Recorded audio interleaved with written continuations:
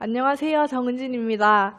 오늘은 오랜만에 조금 가벼운 책을 성도 여러분께 소개해 드리려고 찾다가 제목이 무척 와닿는 책이 하나 있어서 읽어보고 여러분께 소개해 드립니다. 사실 내성적인 사람입니다. 라는 이 책 제목이 마침 제 얘기인 것 같아서 흥미가 생겼거든요. 그런데 주위 사람들은 제가 내성적이라는 말을 하면 저를 보고 네가 내성적이라고 이렇게 반문하실 때가 덜어 있더라고요. 이 책의 저자 남인숙 씨도 본인이 내성적인 사람임을 밝혔다가 놀라워하는 사람들의 반응을 많이 받았다고 하더군요. 그런데 이것은 많은 사람들이 내성적이고 내향적인 사람을 과묵하고 표현이 없는 사람으로 인식하고 있기 때문에 생겨나는 일종의 오류라고 할 수 있겠습니다.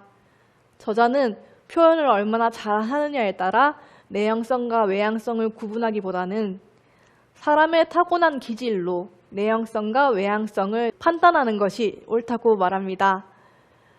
다음에 띄워드릴 것은 간단한 내향성, 외향성 테스트인데요.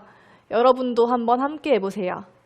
1번, 가장 기쁘거나 행복한 순간에 혼자 있어도 상관없다. 2번, 여행 일정이 잡히면 좋으면서도 스트레스를 받는다. 3번, 일주일 동안 외출 안 하고 사람을 안 만나도 심심하지 않을 자신이 있다. 4번, 외근을 나갔다가 두어 시간 비면 근처에 있는 지인을 불러내기보다 혼자 커피숍에서 쉬는 게 좋다. 5번, 실연이나 배신 같은 일로 크게 상심한 직후에는 혼자 있고 싶다. 6번, 사람이 많이 모이는 모임은 피곤하고 1대1 만남이 좋다. 7번, 내가 한 말을 후회할 때가 많고 그걸 오래 기억한다. 8번, 내 방에서 혼자 있는 시간이 가장 행복하다. 9번, 상대의 어쩔 수 없는 사정으로 약속이 취소되면 불쾌하기는커녕 기분이 좋아진다. 만남이 싫은 건 아니고 막상 만나면 즐거운 시간을 보낸다. 10번, 긴장성 두통에 시달릴 때가 있다. 11번, 일을 버리는 게 싫다. 그러나 일단 버린 일을 마무리하지 못하면 스스로 스트레스를 받는다. 이상 항목 중에 10개 이상 나와 일치한다고 하신 분은 전형적인 내향인이시고 7개에서 9개 일치하시면 내향적인 성향이고 4개에서 6개 정도면 중간 성향, 3개 이하면 외향적 성향이라고 보시면 됩니다. 저는 8개 정도 일치한다고 나오더라고요.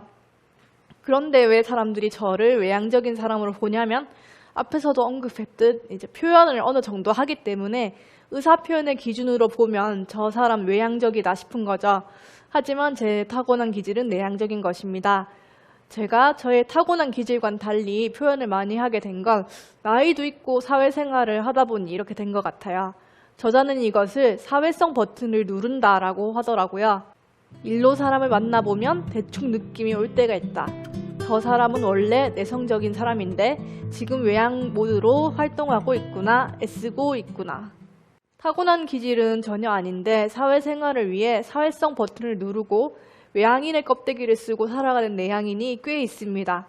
실제로 연예인 중에서도 방송 중에는 그렇게 말을 많이 하면서 방송이 끝나고 나면 과묵해지는 사람들이 많다고 하죠.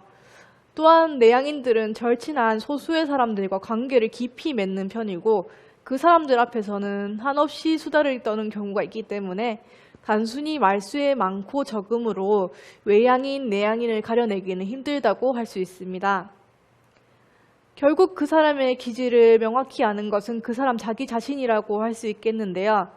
외향인과 내향인 서로의 기질을 잘 이해하고 맞춰주면 참 바람직하겠지만 안타까운 사실은 우리 사회에서는 외향적인 것을 옳거나 바른 것으로 여기고 추구하는 경향이 있다는 점입니다.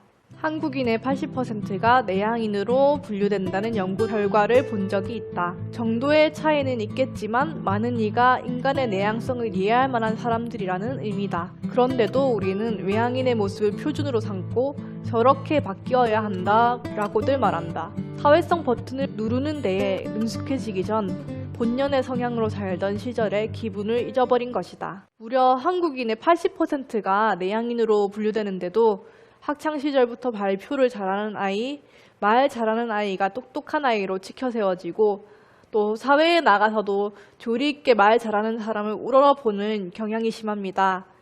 저자는 외향적인 것을 옳은 것으로 외향인을 기준으로 설정한 이 사회를 비판합니다. 재미있는 것은 한국은 외향적인 사람이 그 성격을 마음대로 드러내고 살기에도 좀 어려운 사회라는 것인데요. 다들 아시다시피 지나치게 외향적인 사람은 속된 말로 나댄다고 해서 모두에게 기피 대상이 되기 일쑤이거든요. 그 이유는 이 사회가 내향인만 사는 세상, 외향인만 사는 세상이 아니기 때문에 그렇습니다.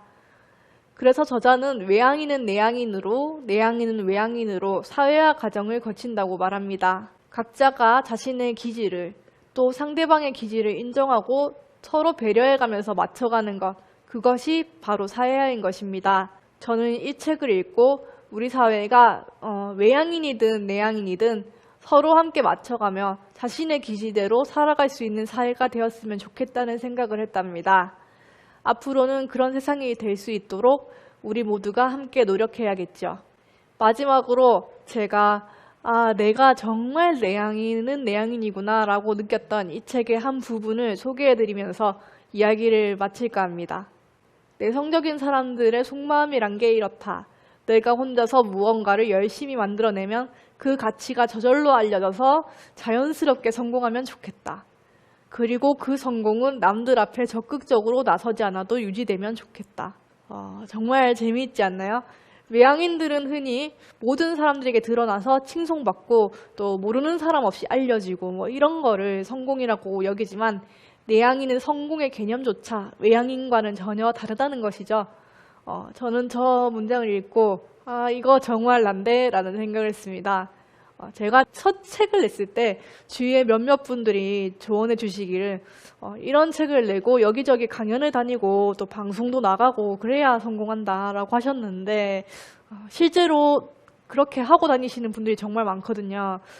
근데 저는 정말이지 그것을 할 수 없었던 타고난 내향인이었습니다.